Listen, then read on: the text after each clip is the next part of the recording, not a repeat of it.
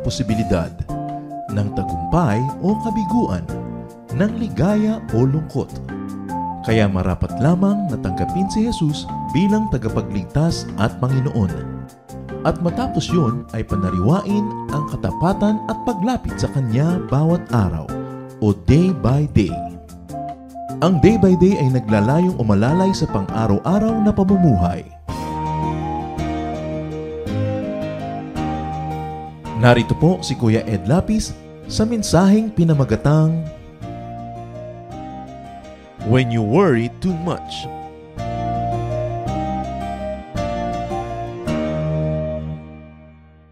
Walang lugar ang sobrang pag-aalala sa buhay ng nakakaalala na ang Panginoong Hesus ay hindi lang buhay, kundi nananahan sa puso ng bawat mananampalataya. Maraming tao sobrang mag-alala. At kung tutuusin, marami naman talagang pwedeng katakutan sa buhay. Pero mahirap na gawain ang laging mag-isip at mag-alala. Ang ating pong pag-aaral ngayon tungkol sa pag-alala ng labis, when you worry too much. Pag sobra kang mag-alala, mamroblema, ano kaya ang dapat gawin? Salamat Panginoon dahil kayo'y buhay. At kayo ang buhay na siyang pwede naming asahan, pagmulan ng aming sigla, ng aming pag-asa. Turuan niyo po kami, Panginoon, na laging maalala ito at ngayon sa aming pagtitipon, mangusap po kayong may kapangyarihan. Pauwiin niyo po ang aming mga pangamba, mga alalahanin. Patawarin niyo po kami sa aming mga kasalanan at linisin niyo kami sa aming mga karumihan. Punan niyo po ang aming mga kakulangan at paging dapatin niyo kaming tumanggap ng karunungan, pagpapalaya mula sa inyo. So we ask you, Father, to be the speaker. Enable us to bask in your glory, Lord, in your love, and to enjoy your presence, and to be liberated and empowered by your word. Speak powerfully. We reject all lies and falsehood in the name of Jesus our Lord, and may your truth set us free. Father, we thank you in the name of your Son, our Lord Jesus. When you worry too much, you might be having too much idleness. Pag ang isang tao, maraming panahong mag-alala, siguro maraming sobrang free time. Hindi masyadong abala, hindi masyadong busy. Sabi nga ng Handbook of Proverbs na tinipon pa noong 1855, an idle mind is the devil's workshop. Ang isip na hindi puno ng mabubuting bagay, pinupuno ni Satanas ng mga alalahanin at mga kasalanan. So ang dapat gawin kung sobrang maraming panahon para dyan, get busy or get busier. Kaya marami po sa nagkakaedad na mas magpag-alalahanin. Warrior. Kasi maraming panahon mag-isip. Laging nakaupo, nanonood ng paglubog ng araw. Madaling araw pa lang ay mga gising na. At kung minsan ay hindi pinapayagan ng kalusugan nila na sobrang maging aktibo, marami tuloy oras mag-isip. Kaya maaari namang punuin ang isip ng ibang bagay at nang hindi magkaroon ng lugar ang pag-aalala. Pero ang maganda, lalo't pinapayagan pa tayo ng ating katawan, is maging abala sa pagkilos. Work. Because work tires our body and shuts off our minds. Try tiring yourself during the day with work, with exercise, because moving well, is good for us. It gets our blood flowing at naitataboy ang mga pangungulila, ang mga kalungkutan. Kaya mahalaga ang tao busy. Pero yung sobra namang busy, ganun din ang nangyayari.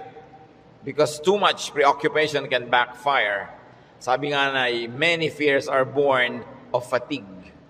Pag ang isang tao ay sobra-sobra din namang pagod, ang isip niya nagkakaroon din ng mga kalungkutan at alalahanin. When you worry too much, baka wala ka masyadong tanim na mabuti at natatakot kang umani ng itinanim. Baka marami ka pang tanim na masama, kaya nag-aalala ka tuloy.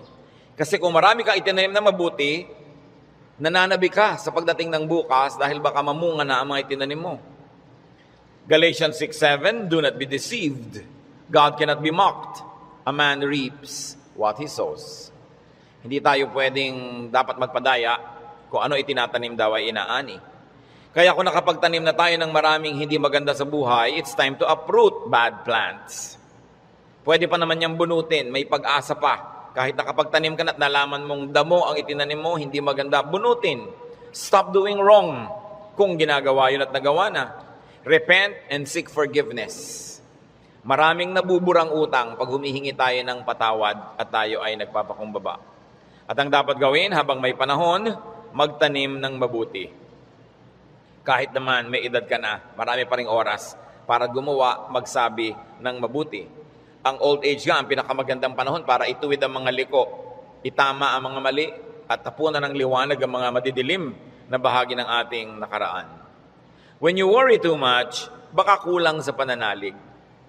Perhaps you're lacking in faith.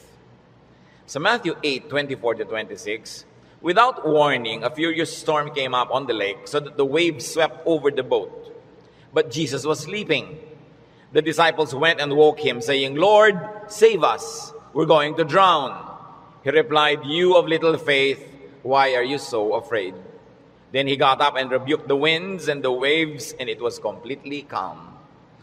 Well, actually, rational naman at valid yung fear nila dahil malakas ang bagyo, sinasalanta ng bagyo at ng mga waves at mga alon at hangin yung kanilang sasakyang pangdagat. Hindi naman imposibleng matakot ka nun at hindi naman yun unreasonable. Pero nakita natin yung statement ng Panginoong Hesus dito. He equated fear with lack of faith.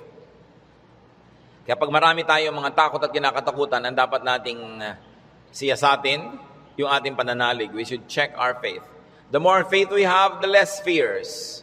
The more fears, it means the less faith. Sabi nga, faith is the assurance of things hoped for, the evidence of things not seen. And if you're assured and you have evidence of God's goodness through faith, you will be much, much less prone to worry. Kaya si Pedro, nung pinalakad ng Panginoon sa tubig, nung siya'y nag-alala, natakot, siya'y lumubog. Matthew 14:29-31, "Come," he said. Then Peter got out of the boat, walked on the water, and came toward Jesus. But when he saw the wind, he was afraid, and beginning to sink, cried out, "Lord, save me." Immediately Jesus reached out his hand and caught him. "You of little faith, why did you doubt?" In both cases, yung lulubog na bangka at lulubog na Pedro, pareho silang sumigaw, "Lord, iligtas niyo po ako," o iligtas niyo kami, at sila naman ay sinagip ng Panginoon at muling napanatag.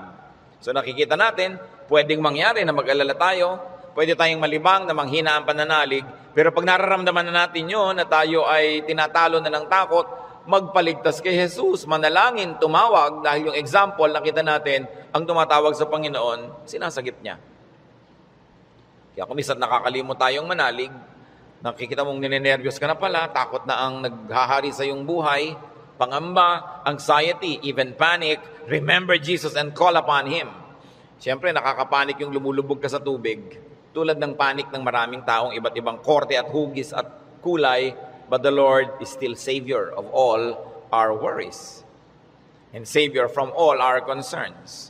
When you worry too much and you think that your faith is a problem, then ask for more faith. Humingi. Kuminsan ang ating mga panalangin parang grocery list, shopping list, hingi nito, hingi nun.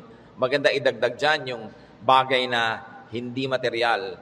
Humingi ka ng karagdagang pananalig, tibay ng pananalig, sapagkat yung taong may tibay ng pananalig, kahit anong bagyo ang dumating, kahit anong warning at signal ang marinig, hindi siya nababagabag. Mag-alala man, konti lang.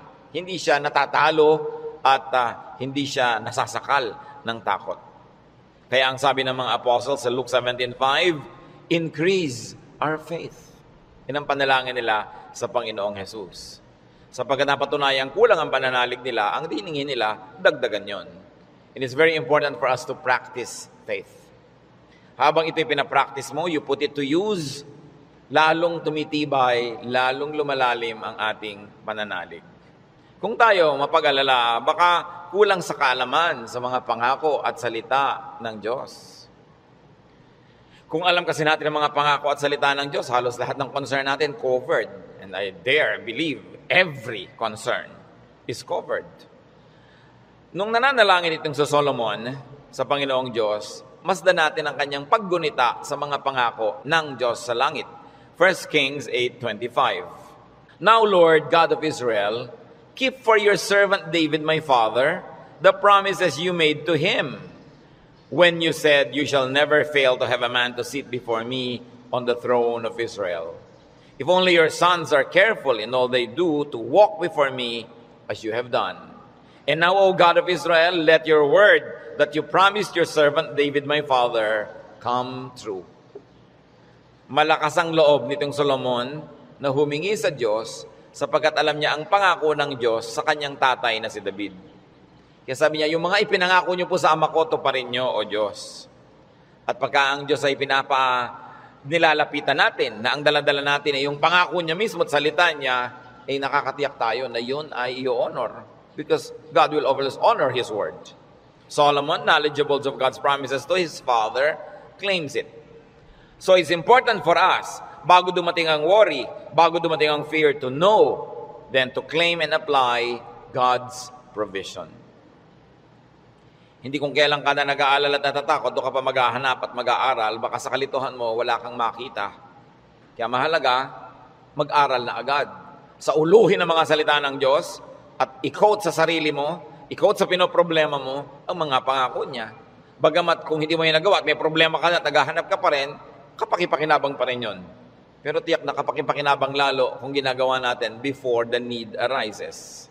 Psalm 119 verse 50, sa lahat po ng mga nagdurusa, nahihirapan, memoryahin nyo itong verse na to, alalahanin, gunitain, anumang wika. My comfort in my suffering is this: your promise preserves my life. 5 very big words here. Suffering. Namnamin natin ang Psalm 1950, sabi, my comfort is my suffering. So unang-una, suffering. Pagka atin pong inalala yan, there is suffering. We all go through suffering. Pero sabi niya, my comfort in my suffering. Bawat suffering, bawat pagdurusa, may kakambal na ginhawa. May kakambal na pampalubag loob, pampalakas ng loob. Sa niya, my comfort in my suffering is this: your promise preserves my life. So, ang pangako ng Diyos, ang ginhawa ng mga nahihirapan, at ang salita ng Diyos ang nagpapalawig, nagpapahaba ng buhay ng tao.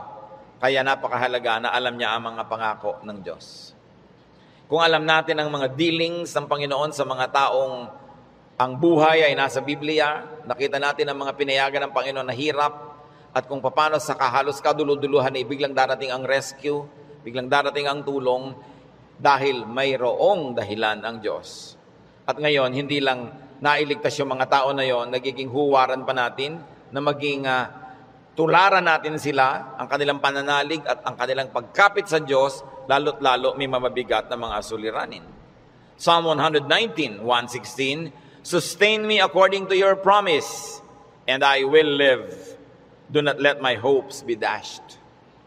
So, sabing ganon, hawakan mo ako, akayin mo ako, patuloy mo akong buhayin ayon sa iyong pangako.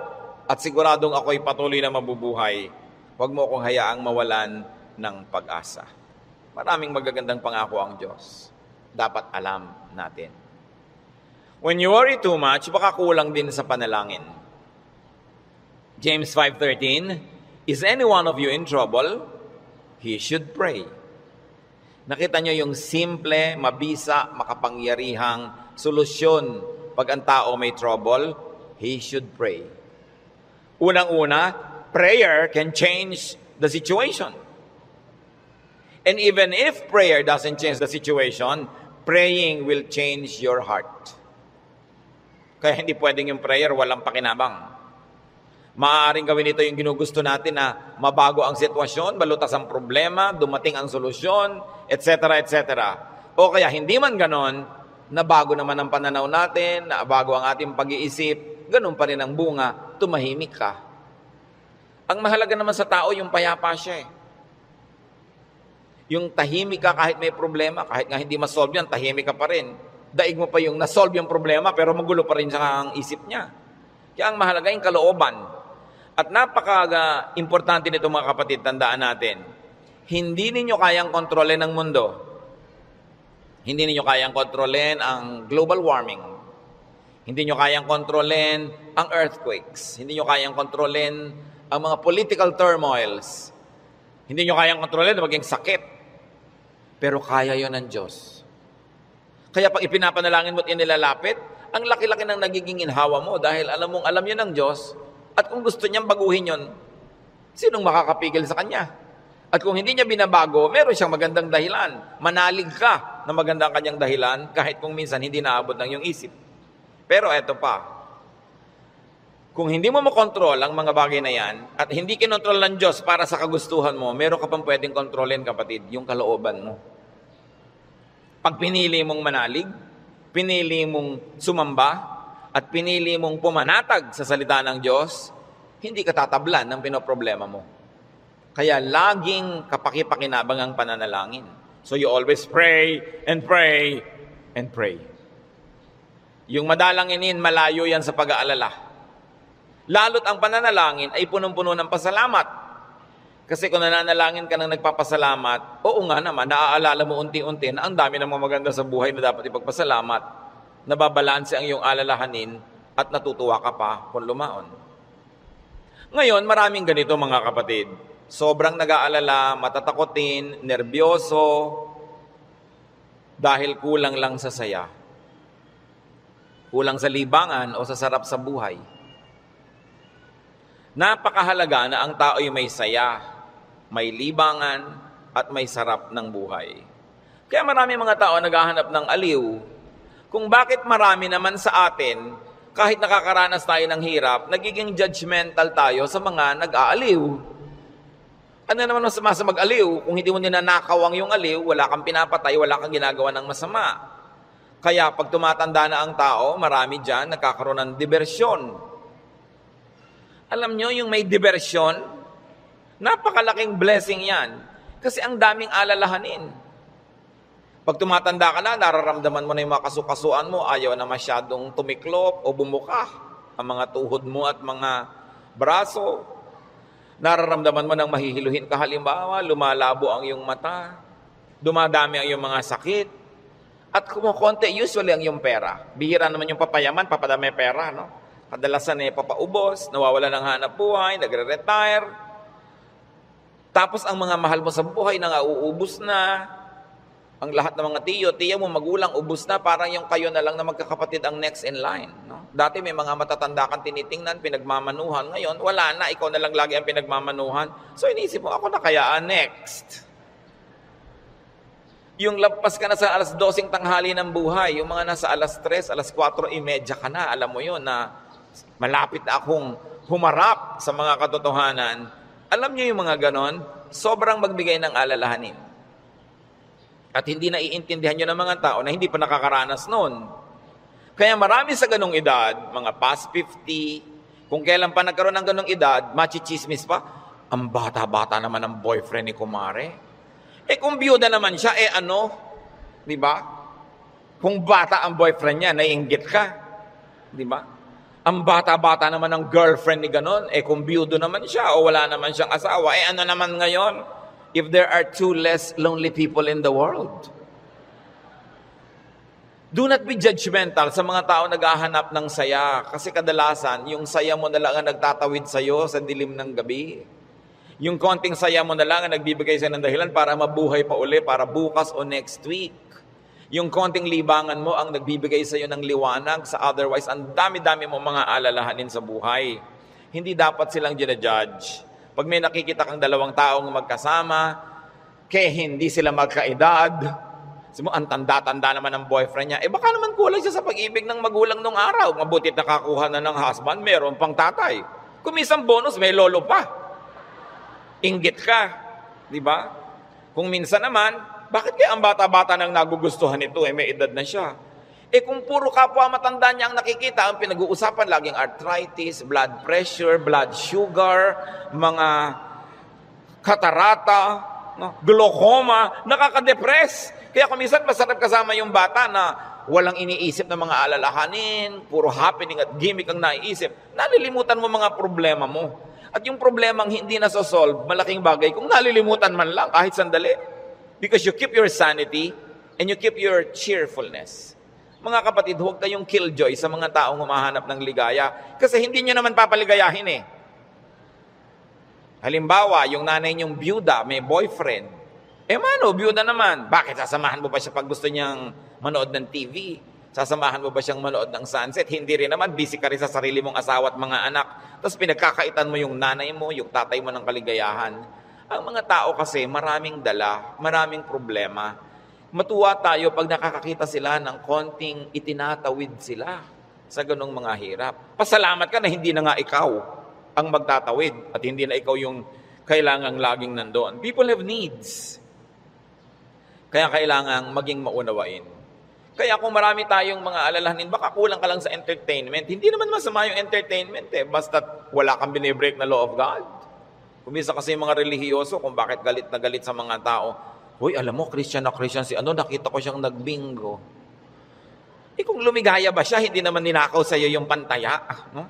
So, marami magtatanong niya sa akin and marami will feel uncomfortable. But, lalo yung mga may edad na nating mga nanay, mga tatay, kung ikaliligaya nila, diba? Kakausapin mo ba yan sa haba ng mga kwento? Hindi naman lagi. Basta't walang nananakawan at hindi ka naman naghahangad, gusto mo lang malibang. Kung gusto ng Panginoon, tayo ay magkaroon ng buhay na masaya. Si Elijah, propetang-propeta, natalo ng lungkot, gusto tuloy mamatay. 1 Kings 19:3-5. Elijah was afraid and ran for his life. When he came to Beersheba in Judah, he left his servant there, while he himself went a day's journey into the desert. He came to a broom tree, sat down under it, and prayed that he might die. I have had enough, Lord, he said. Take my life. I am no better than my ancestors. Then he lay down under the tree and fell asleep.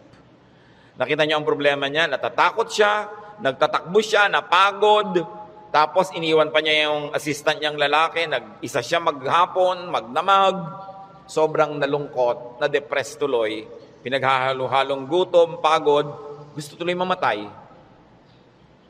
Pero nung ginising ng anghel, pinakain, pinainom, pinatulog uli, ginising, pinakain, pinainom, pinatulog uli. Sumaya na naman, tuloy na naman ang ministry niya. Mahalaga, nakakatawid ka sa difficult days. Ecclesiastes 2:24, a man can do nothing better than to eat and drink and find satisfaction in his work. This too I see is from the hand of God. Nakita nyo, mapakahalaga kay Solomon i-emphasize na sabi niya, yung pagkain, pag-inom, pagsasaya, galing din yan sa Diyos. Bakit niya idinidiin? Kasi akala ng iba, ang galing lang sa Diyos, tinik, krus, pasakit, kalbaryo. Ganun. Kung kailangan danasin yun, danasin. Pero hindi laging ganun ang kalooban ng Panginoon. Gusto niya tayo na mag-enjoy. At sinabi, to find satisfaction in all His work. Not in somebody else's work, not in somebody else's fruits, but in someone's work. In other words, kung nasan ka ko, anong ginagawa mo, doon ka umimbento ng saya. Doon ka humanap ng ikaliligaya mo. Sapagkat yun ang doable, yun ang reachable. Ecclesiastes 3:13, that everyone may eat and drink and find satisfaction in all his toil. This is the gift of God. Gusto ng Diyos, pag kumakain ka, masaya ka. Umiinom ka, na-enjoy mo yung iniinom mo. May ginagawa ka, hindi ka nagdadabog, natutuwa ka sa ginagawa mo. Ang payo pa ni Solomon, Ecclesiastes 9:8, always be clothed in white and always anoint your head with oil. Baka naman bukas sa kaputi na kayo lahat.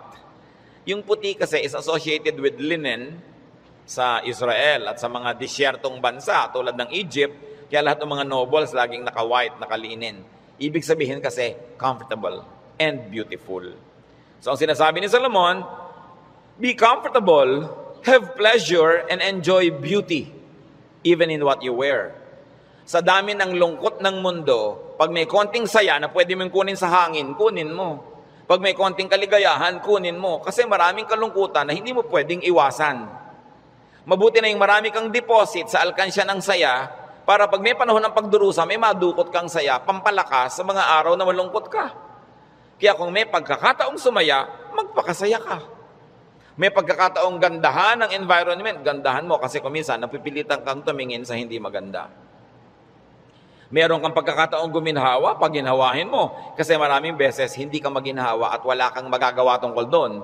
So buti na yung marami kang pabaon sa sarili mo, na saya, tawa, kagandahan, para pagka panahon ng tagsalat, meron kang panggagalingan ng lakas. Surround yourself with what is beautiful and pleasurable and comfortable. Sabi nga ni Balagtas, sapagkat ang mundo'y bayan ng hinagpis, mamamaya'y sukat tibayan ang dibdib. At ang isa sa mga pagpapatibay niyan, whenever you can be happy, be happy. So that when sadness that cannot be avoided comes, then you are well equipped. Because yung balance mo, kahit ma-withdrawhan ng lungkot, yung sayang nakatago, ang balance mo, marami pa ring sayang natira. Kaya ministry natin, mga kapatid, na magpasaya rin sa isa't isa. Hindi magpalungkot. Hindi may nagsasaya, maiinis ka. May nagkakakanta ng I did it my way, babarilin mo. No? Hayaan mo siya magkakanta. Alam mo ba kung anong problema niya sa buhay? Baka kailangan niya ang kidney transplant. Baka yung asawa niya may cancer. Baka ang mga anak niya walang pangmatrikula. At gusto na niyang tumalon sa ilog na walang tubig dahil El Nino. Kaya ang laki ng problema. Tatalo ka sa ilog, di ka malulunod. So malaking problema yun. So kumanta na lang siya ng I did it my way kahit wala sa tono. Babarilin mo pa. Surviving na nga yung tao. Marami sa atin, they're just trying to survive. Kung minsan nagdadamit ng akala mo payaso o Santa Claus o snowman, hindi mo siya maintindihan. Pero kung nagpapaligaya ba sa kanya, hindi naman ninakaw sa iyo yung suot niya, anong paki mo? Hayaan mo siya, masaya siya.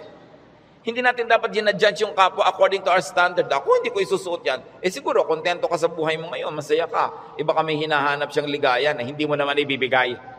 Ano ngayon kung gano'n ang suot niya? Mahalaga sa spiritualidad, ang tunay na spiritualidad, ang bunga niyan, mga kapatid, kabaitan sa kapwa. Kung hindi ka mabait, kahit sa ulo mo yung buong Biblia, sayang lang. Para ano? When you worry too much, baka sobra ka ng pakikinig sa balita. Bad news.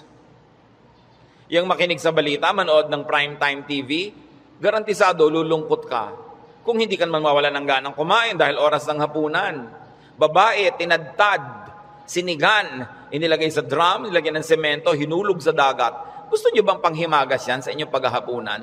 O kaya appetizer, kung late kayo wala kayong mapapala kapapanood yan. Hindi nyo naman kailangan malaman. Nananakot lang para bumenta. Siyempre, because bad news is good news in journalism. Ibig sabihin, papansinin ng tao. Pag nagpapakinig ka sa mga El Nino, La Nina na yan, mga earthquake, takot ang aabutin mo. May magagawa ka ba dyan? Ikaw ba si Bernardo Carpio? Sige, pigilan mo ang paggalaw ng lupa para huwag lumindol. Kaya mo ba yan? So yan ang mga takot na hindi mo naman kailangang entertainin. Kasi wala ka naman magagawa tukol dyan. Kaya manalangin ka. Yan sabi, pray. Siyempre, marami pang nananakot ay padami na ng padami ang tao sa mundo. Actually, pag nag-aeroplano kayo, makikita nyo, ang dami pang lupang walang laman eh. Nagkakagulo lang yung mga tao sa mga bayan-bayan at crossing. Pero ang dami pang maluwag. Napakarami ka lang siksikan kasi because of the imbalance ng economy. Natatakot ang mga tao na mauubos na daw ang langis. Actually, mga daang taon pa yan bago maubos. At hindi pa nga nauubos, nakaka-invento na ang tao ng mga bagong alternative sources of energy. Ang tao kasi fearfully and wonderfully made by God. We were made wonderfully. People will find a way as life finds a way. Sabi niyo ba, papangit na ang buhay? Hindi totoo yun. Tingnan nyo lang ang cellphone na hawak nyo o nasa bag nyo, malalaman nyo umasenso ang buhay.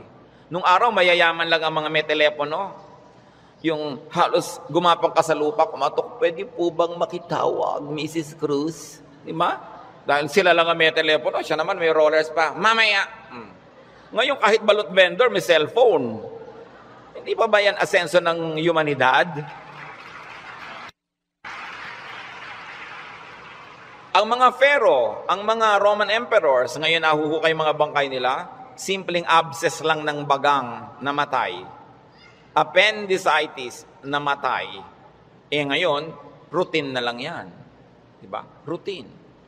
Ang dati nating presidente, Manuel Quezon, namatay sa tuberculosis. Ngayon, nagagamot na yan. In other words, nag-i-improve ang science, nag-i-improve ang technology. Natututo tayo ng green architecture, green lifestyle. Sabi natin, parumi ang mga ilog, buti pa ng araw na malilinis ang ilog natin. Lilinis din yan kasi magigising din tayo sa katotohanan na walang kwenta ang maruming ilog. Yung dating kerumi-ruming ilog sa Singapore, ngayon ang linis-linis na, ang dami na uling isda. Ganon din naman sa Stockholm, sa Sweden. Sa gitna ng city, ang linis ng ilog, may mga nangingisda, kinakain nila yung isda. Dati daw yung parang Pasig. In other words, ang tao kasi natututo. Matututo. Mag-a-adjust tayo eh. Nagkakaroon ng maraming research sa siyensya. Hindi ba kahit nga ngayon 10, mukhang 30? Napapahaba ang kabataan para mag-enjoy pa ng maraming bagay. Yung mga kulot ngayon, gusto mo tuwid ang buhok mo, bukas tuwid. Gusto mo kulot ulit next week, kulot. Maraming nagagawa ang tao. Ang pagkain, nung araw nga, bago ka makakain ng palitaw, kailan magigiling ka pa ng malagkit, mga 3 oras mong ginigiling-giling sa bato. Ngayon, punta ka sa Via Mare, mamimili ka ng lahat. Parang piyesta araw-araw. Maraming tao nung araw, pagka piyesta lang nakakakain ng lechon.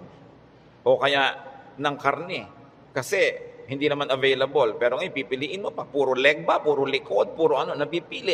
Ang trend ng buhay, pag tinan nyo mga kapatid, papaganda. Huwag kayo nawawala ng pag-asa at huwag kayo nagpapalungkot dyan. Kasi God is in control. Ngayon, pag nagpapapakinig kayo din sa mga prophet of doom, sa sobrang prophecy, lulungkot din kayo. Diba? Ang alam natin, ang ending ng lahat ng prophecy, darating ang Diyos o babalik tayo sa Diyos, kung alin man ang mauna doon, yung pa rin ang tunay na ending, no matter what the detail. Kaya nang ating dapat bigyan ng pansin. We romance the past too much. Laging the good old days, the good old days. Sabi ni Solomon sa Ecclesiastes 7:10, do not say, why were the old days better than these? For it is not wise to ask such questions. Huwag kayong magdrama-drama, lagi yung hinahanap yung kahapon ng araw. Yung nung araw, nasasakay ka halimbawa sa bus, talagang yung buhok mo hinila na ng lahat ng hangin bago ka makarating sa Maynila. Yung the good old days ba yun? Na para ka magkaroon ng ice cream, gagawa ka? Good old days ba yun? Marami tayong hindi ina-appreciate sa present, sa accomplishment ng humanidad at ng kabihasnan, because we romance the past too much. When you romance the past, you will be sad. When you worry about the future, you will be afraid. You know what God wants you to do? Enjoy the day. Enjoy the moment. Yan ang payo ni Jesus. Sabi niya, do not worry about tomorrow. Tomorrow will worry about itself. Let the day's own trouble be sufficient for the day. Yung iba naman, kaya nagwo-worry, sobrang daming alam. Kaya ang sabi sa Ecclesiastes 7:16, do not be over-righteous, neither be over-wise. Why destroy yourself? Habang marami kang nire-research, maraming inaalam na hindi mo naman talaga kailangan sa pang-araw-araw na buhay mo, dadagdagan lang ang alalahanin mo. And sometimes, even in religious studies, ganyan yan. Marami ngayong mga TV networks nagpapakute para makakuha ng audience, mapanood. Walang ginagawa kundi siraan ng Diyos, siraan ng Biblia, guluhin ang pananalig ng mga nananalig. Tapos pag naman nanood ka ng nanood, nakinig ka ng nakinig, ang ending mo ngayon, malilito ka. Hindi ka ngayon makatulog. Anong bunga nun sa'yo? So huwag mo nalang panoorin. Tahimik ang pananalig mo. Peaceful ka. That is a gift from God. Do not permit the enemy to disturb you. Kaya sabi, why destroy yourself? Don't be overwise. Alam niyo yung pagiging wise? It's a very difficult and a very high calling.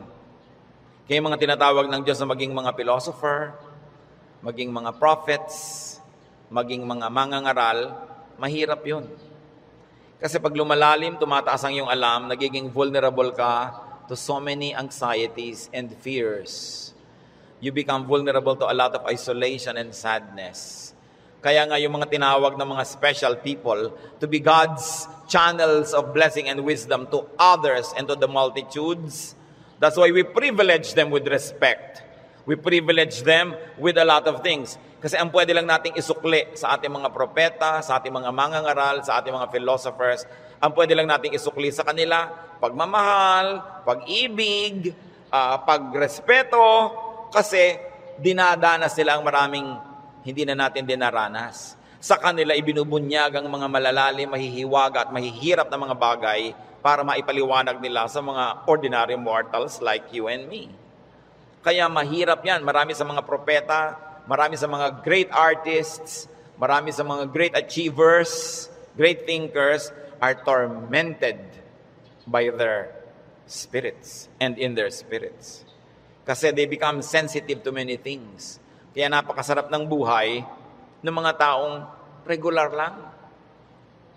Kung minsan naiinggit ka doon sa sobrang dunong, sobrang galing, kaya mo bang buhatin ang bigat ng karunungan? Mahirap yon. Yung may ipabigay sa'yo ang Diyos, sasabihin ng Diyos, ipamigay mo na yan dyan sa mga tao, hindi siya madali. Kaya kung minsan may eccentric behavior, no? Yung mga great artists na hindi nauunawa ng mga karaniwan tao. Basta tayo mga kapatid may hindi nauunawa, huwag nyo i-judge. Sikapin yung unawain, at kung hindi nyo man lang maunawaan, at least leave it alone.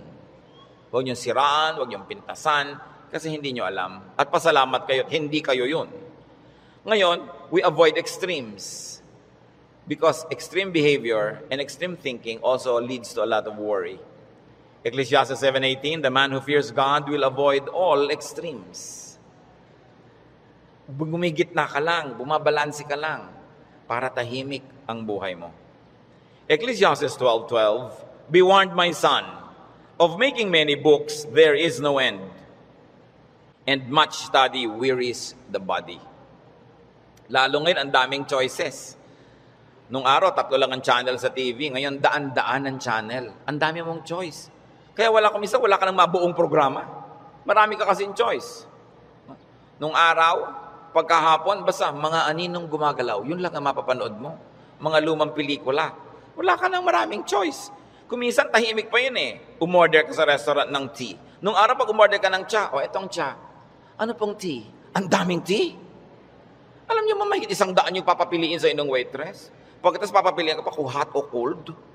Tapos papipiliin ka pa kung natural o ganito. May sugar o without. Pag may sugar, natural sugar, coco sugar. Ang dami pang sugar.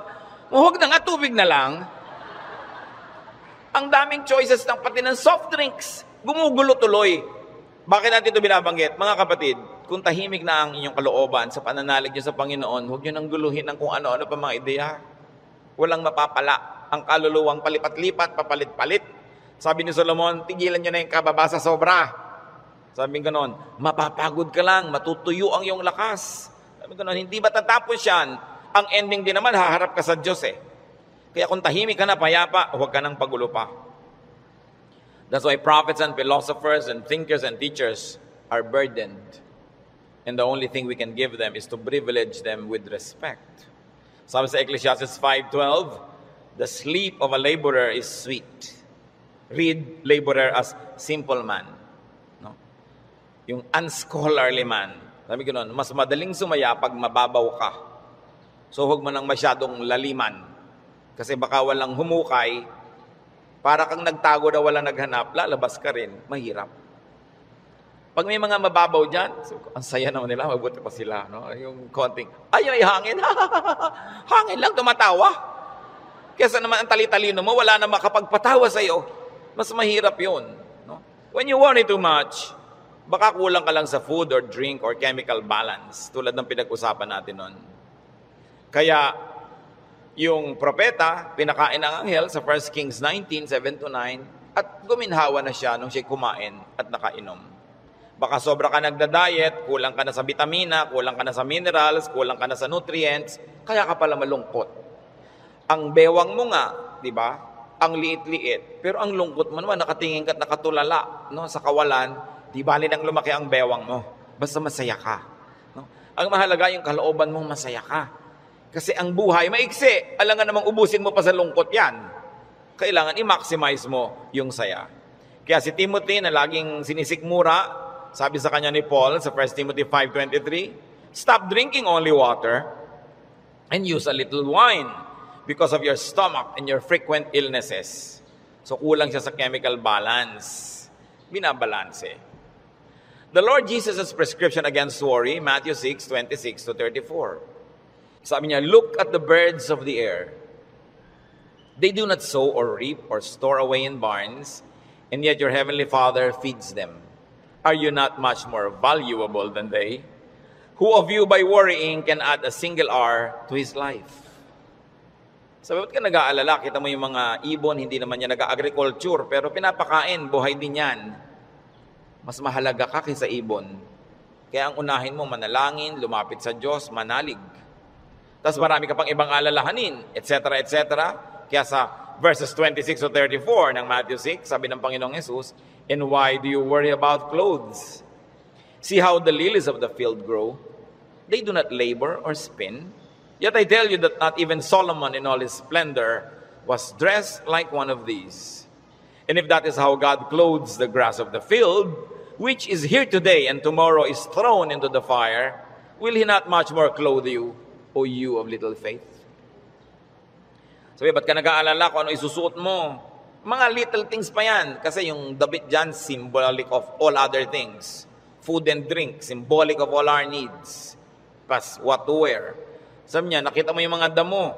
Hindi naman gumagawa ng tela yan. Hindi yan naggagawa ng damit. Pero kahit si Solomon, sa kanyang kayamanan, hindi nakapagbihis tulad ng magagarang damo na yan.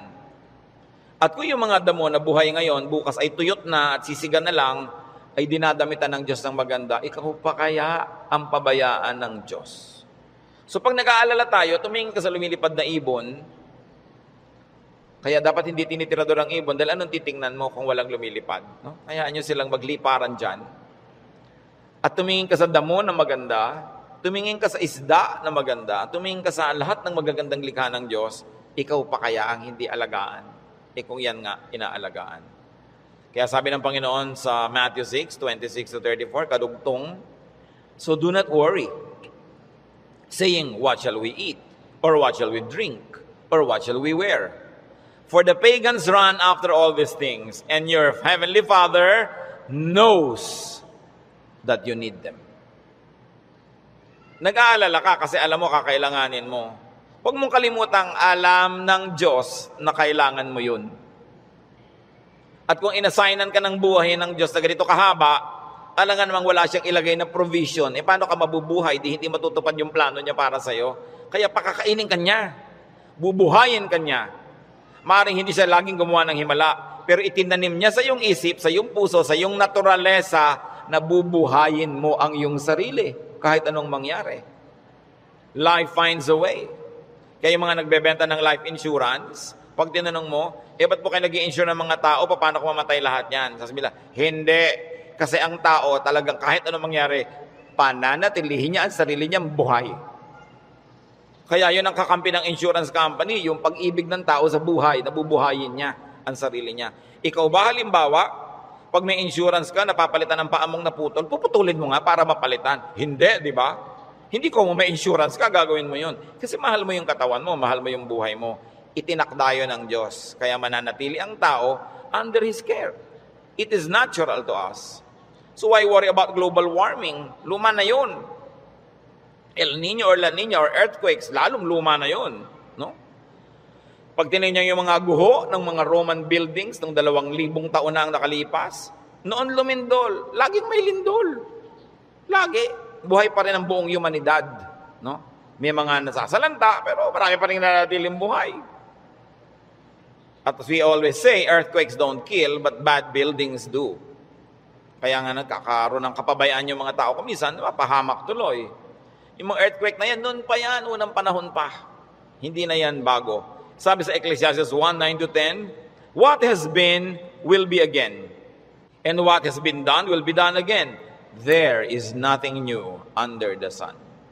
Alam na yan ng Diyos. Nagkaroon lang kasi ng pangalan niyang El Nino kaya naging warriors tayo.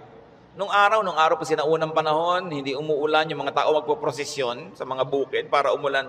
Nangyayari na nun. Pero may bukid pa rin, may tao pa rin, dumadami pa nga. Is there anything of which one can say, look, there is something new? It was here already, long ago. It was here before our time. And if it was here before our time, then it was God designed, God ordained. It is in accordance with God's will. And if God promises that He will take care of you, and He knows the natural things that will happen, God knows how to take care of His people. Yun ang dapat nating panghawakan. Hindi ka padala sa takot, sa mga sensational news. Kapatid, kung ano man ang pinoproblema mo, nandyan na yan, matagal na. Inilagay yan dyan ng Diyos. O kung hindi man, pinayagan niyang malagay yan dyan, alam niya. At kung alam ng Diyos, pwede kang magtiwala. Huwag mong problemahin. Listen, church. Ang problema, nagiging problema kasi pinoproblema. Pag hindi mo pinroblema, di hindi problema. Kaya 2 tao, 2 ina, yung isa yung anak, wala pa, 2:00 na ng umaga, balisang-balisa, hindi makatulog. Yung isang ina naman, tulog na tulog. parehong wala yung anak nila. Yung isa kasi pinoproblema niya, yung isa hindi. So, malaki na yon, alam na niya umuwi. Lalong-lalo kung may pangatlo pa na hindi naman problema, dahil sabi niya, ipinanalangin ko na sa Lord. Wala ako sa kinakalagyan ng anak ko ngayon, pero nandun ang Diyos, so binilin ko na. In fact, mas mahal naman ng Diyos yung anak ko kaysa mahal ko yung anak ko. So magtitiwala ako at matutulog ako dahil anong mapapala kung gising ako dito? So iba-ibang attitude, pare-parehong sitwasyon. Your attitude will shape your lifestyle. No? Ganon yun. Kung minsan merong mga asawa na hindi na halos pansinin ng asawa nila, laging wala. Merong mga nag-aalala, bakit siya laging wala, etc. etc. Meron mga, ay salamat, wala siya. Marami akong magagawa ngayon, walang abala. Nasa sayo yan, kung anong gagawin mo sa buhay mo. Pero hanggang hindi mo pinoproblema ang isang bagay, hindi yun problema. Ngayon, iniisip mo, ano kaya, Pastor, ano magagangyari po pag natunaw lahat ng mga yelo sa North Pole? Lumayas ka sa harap ko, hindi ko alam. Bakit mo ipapaproblema sa akin ng mga yelo sa North Pole? Di ba? Ba't natin po problemahin yan? Magdasal ka, kahit alam ko na kasi lumubog ang buong mundo eh. Gusto ng Lord na lumutang sila Noah, lumutang. Di lumapit ka sa Diyos para kahit lumubog, lumutang ka. Bakit mo paproblemahin yung buong yelo, buong Antarctica? Ang saya-saya ng buhay ko dito, bibigyan mo ako ng problema. Ano po kaya't naglilindol? Kaya ba natin pigilit kahit anong gawin natin dito? Diba? But of course, there are practical things you can do to minimize risk and danger. But you can only do so much. Kaya nga may Diyos eh. Para yung hindi mo kaya, ipasa Diyos mo. Magtiwala ka at mag-enjoy ka ng buhay. Gumawa ka ng mabuti. Kaya tayo gusto ng Diyos na pumanatag, tumahimik, para sa kapanatagan at katahimikan, ma-inspire kang gumawa ng mabuti. Hindi lang para magpasasa sa sarap. Your stability in life, your wealth, your security, your health, should not only be used for your personal enjoyment. It must become the springboard for much nobler missions in life. Na kumbaga, wala ka ng need, so pwede ka na magbigay. Malakas ka naman, pwede kang tumulong. Tahimik ang loob mo, pwede kang umakay, umunawa sa mga magugulo ang loob. Kaya gusto nating pumanatag, umayos, hindi lang para magpasarap. Para magawa natin yung misyon na ibinibigay sa atin ng Diyos na maging blessing tayo sa ating mga kapwa-tao. So, brothers and sisters, think about the things you worry about. It's your decision if you like to turn them into problems. Pag pinroblematize mo. Maraming mga tanong pa, mga doktrina na hindi natin alam. Ano po kaya ang itsura natin sa langit? Hindi natin alam. Ang problemahin mo, mapasama ka doon. At alam natin yan, manalig ka sa Panginoon, humingi ka ng tawad para sa iyong mga kasalanan, tanggapin mo si Jesus sa Panginoon tagapagligtas, at siya na ang may problema sa mga detalye. Bakit mo pinoproblema? Kahit naman tayo magtalo, mapuyat, hindi natin masasagot. Ipa sa Diyos ang mga bagay. Ito ang isa sa mga pinakamalalalim na regalo ng Diyos sa atin sa pananalig. Nagkakaroon ka ng kapayapaan. Nagkakaroon ka ng katahimikan. Matthew 6:26-34, karagdagan. Sabi ng Panginoon, sa halip ng mga problema kayo, seek first His kingdom and His righteousness, and all these things will be given to you as well. Therefore, do not worry about tomorrow, for tomorrow will worry about itself. Each day has enough trouble of its own. Huwag laging alalahanin ang nakaraan, nakakalungkot. Kaya pag kami mga medyo senior ladies magpa-party, tapos ini-invite ako, baka ang tugtog nyo, puro 60s and 70s, ha? Ayokong pumunta. Puro na lang tayo nung high school natin, nung ganyan. Wala na ba tayong future? Puro past na lang ang pinag-uusapan? Kaya kung minsan nakakatamad na rin umaten ng mga high school reunion, walang pinag-uusapan kundi yung nakaraan. Mahalaga ang tao, engaged niya yung today, hopeful siya about tomorrow, may mga plans siyang pinag-uusapan, hindi puro past, hindi puro lungkot. Kasi sayang ang isang araw na inubos mo sa lungkot, pwede mo namang pasayahin. Okay, maganda rin naman kumisang makinig ng mga lumang tugtog, mag-alala ng kahapon, pero huwag sobra. Because when you romance the past, you will be sad. Marami pa tayong, kaya hindi pa tayo kinukuha ng Diyos, may today pa, para mabuhay tayo today. At yung bukas, hawak niya yan, hindi natin hawak, so huwag yung agawin sa Kanya. Kaya nagiging mabigat, inaagaw niyo sa Diyos yung pagbuhat sa past. Pero yung today, kayang-kaya nating hawakan sa tulong ng Diyos kasi ibinibigay niya sa atin yung today. So sabi niya, ang alalahanin mo lang yung today. May maiinom pa po kaya tayo, Pastor, sa 2020? Ang layo pa nun. May tubig ka ba sa bahay mo ngayon? Meron po, masaya ka na. Bukas, lalagyan ulit yan ng Diyos. Sabi, give us this day our daily bread. Bakit mo lulutasin yung problema ng isang buong buhay sa isang araw? Yung lakas mo para lang sa problema ng araw na to, inuubos mo sa napakaraming araw na problema, kaya kinakapos. Pero lahat ng problema sa araw na to, kasya ang pagpapala ng Diyos sa araw na ito. Kasya. Humihirap kasi yung blessing today, hinahati mo para sa problem tomorrow. Yung problem tomorrow, may kasamang blessing niya yun nakakambal. So yung ngayon ang atupagin mo sa buhay. Hindi ibig sabihin na hindi ka na magpaplano ng future. Nagpaplano ka generally, but you don't get obsessed with that. But don't fail to live the moment, to savor the moment, because it will never happen again. Alam nyo, kahit anong iniintay nyo, pag wala kayong ginawa kundi hintayin yon, ganun lang pala, sandali lang tapos. Araw ng kasal, anibersaryo, fiesta, event, ang tagal mo pinaghahandaan, tapos sandali lang natapos, sasabi mo, ay tapos na. Marami kasi, nahihirapan silang ihanda yung darating pa, pero pag nangyayari na, they are too busy trying to be perfect, hindi nila na-enjoy. Tapos na. Wala na, lugi na sila. So enjoy the moment. Pag kami ikinakasal ako, may ibinubulong akong gano'n. Minsan may tinatanong sa akin, ano po yung ibinulong nyo, Pastor?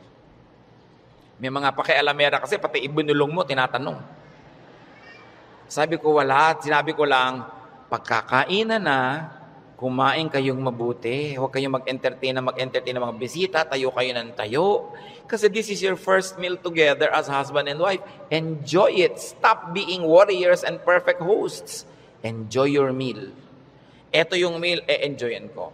O, debut mo ngayon, enjoyin mo. Huwag mo nang isipin na kung anong bagay. Kasi mamaya, tapos na yan eh. Dapat ine-enjoy. Pag pangbukas, malayo pa. Do not worry. Focus on today's concerns and pleasures and enjoy whatever can be enjoyed. Philippians 4:6-7. Do not be anxious about anything, but in everything, by prayer and petition, with thanksgiving, present your requests to God. And the peace of God, which transcends all understanding, will guard your hearts and your minds in Christ Jesus.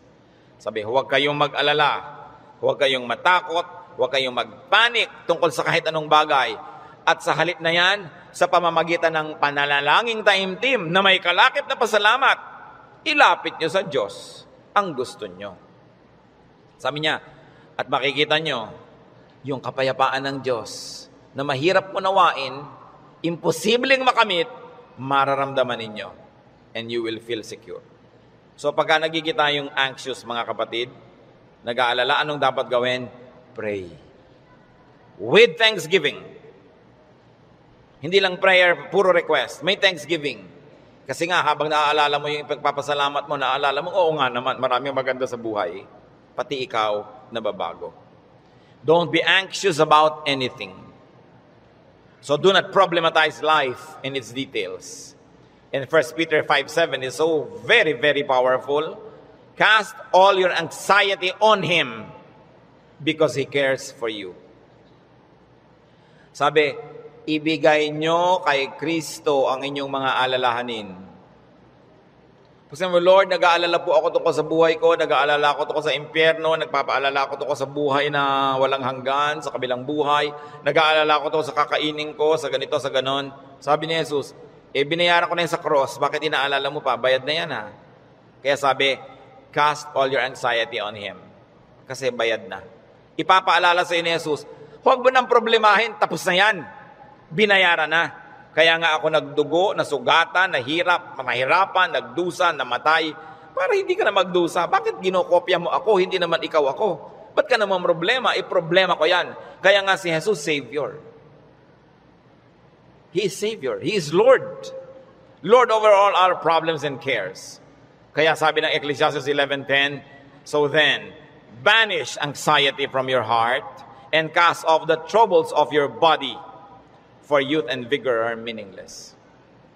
Sabi, palayasin mo, iwagwag mo ang mga problema mo.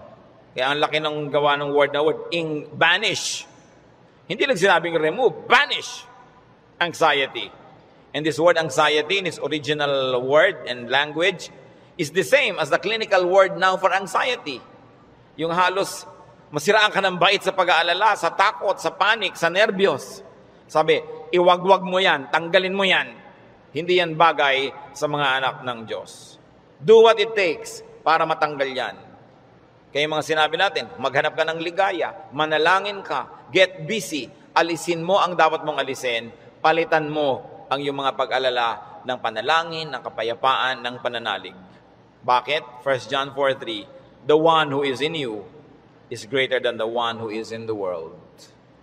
God who lives in you is greater than the spirit that scares you. Kaya napakahalaga na isipin yan, yes, I am a winner because Jesus Christ is a winner. Matthew 10:29-31, sabi ng Panginoon, are not 2 sparrows sold for a penny? Yet not one of them will fall to the ground apart from the will of your Father. And even the very hairs of your head are all numbered. So don't be afraid. You are worth more than many sparrows. Yung maliliit na ibon sa Israel, ang mura-mura, dalawa nun, isang pera lang. Para halos economic value. Sabi ng Panginoon, hindi ba ang mumura ng mga ibon na yan halos walang halaga? Pero wala ni isa sa mga yan ang namamatay nang hindi alam ng Diyos at hindi pinapayagan ng Diyos. Pati sila, pinapayagan muna ng Diyos na mamatay bago mamatay. Alam ng Diyos ang nangyayari sa kanila. Eh ikaw, sabing ganon, pati nga number ng buhok mo dyan sa anit mo, alam niya. Alam ng Diyos kung ilan nang nalaglag sa unan kagabi, sumama sa shower, ilan niya kung ilan tumutubo, alam niya kung ilan yung nalalagas. Ibig sabihin, ang pagkakaalam ng Diyos sa buhay natin, very updated and very detailed. Kaya sabi niya, huwag kang mag-alala. Higit kang mahalaga kaysa maliliit na ibon. Kaya pinapahalagahan ng Diyos ang iyong buhay, pahalagahan mo rin at huwag kang matakot kahit kailan. Ano ang mga ipinag-aalala niyo mga kapatid? Sa mga binanggit natin o sa mga hindi natin nabanggit, palayasin niyo sa buhay niyo yan. At saka sabi niyo, Pastor, ang laki po ng problema ko, walang solusyon. Walang solusyon? Sabi ko, hindi problema yan. Dahil ang problema, may solusyon. So ang sana pala, pag may problema ka, may kakambal yun na solusyon. Hindi pala yung problema. At lalo namang hindi problema pag walang solusyon. Wala pala solusyon, di huwag mo solven. Tanggapin mo. Dahil yun ang realidad. Hindi siya problem, reality siya. So huwag mong ibahin. Dahil yun pala yun walang solusyon. So may solusyon o wala, makabubuti sa iyong unawain yun. Huwag nating problemahin ang buhay. Life is not a problem to be solved. It is a gift of God to be enjoyed.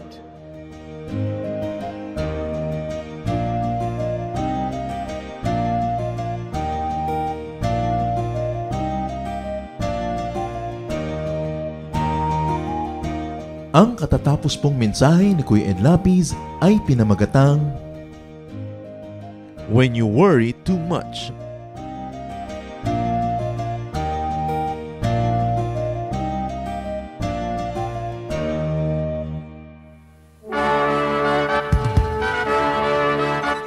Halina't sama-samang sumamba at magdiwang sa Day by Day Jesus Celebration kasama si Kuya Ed Lapiz.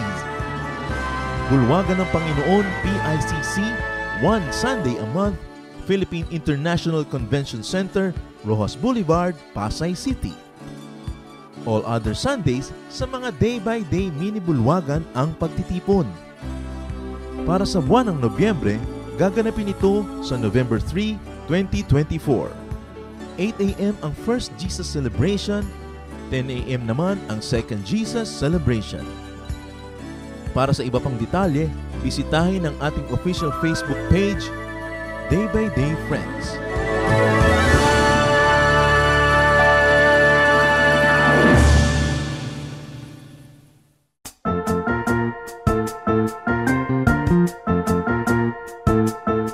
Oras na po para pansamantalang magpaalam ang programang Day by Day. Tayo po'y magsama-sama tuwing ika-6 hanggang ika-7 ng umaga, araw-araw. Magandang umaga po at mabuhay ang Panginoong Hesus.